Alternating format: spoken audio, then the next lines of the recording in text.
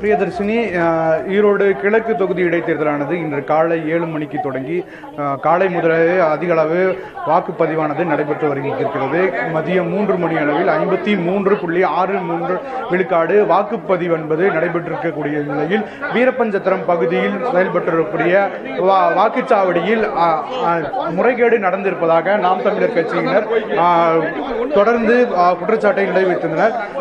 திமுகவினர் கள்ள வாக்குகளை பதிவு செய்திருப்பதாக நாம் தமிழர் கட்சியினர் வாக்குச்சாவடிகளில் இருக்கக்கூடிய சிசிடிவிகளை ஆய்வு செய்யுமாறு அதிகாரிகளிடம் முறையிட்டிருக்கிறார். அப்பொழுது திமுகவினர் இதற்கு எதிர்ப்பு தெரிவித்து நாம் தமிழர் கட்சியினுடன் வாக்குவாதத்தில் ஈடுபட்டதாக தெரிவிக்கப்படுகிறது. தற்போது நாம் தமிழர் கட்சியினை சேர்ந்த நபர் நம்மளிடம் இருக்கிறார், அவர்கிட்ட கேட்கலாம். ஆனா இன்னைக்கு என்ன நடந்தது, எங்க என்ன நடந்தது? இது 49 நம்பர் பூத்ல போலி ஓட்டுகள் போடப்பட்டது.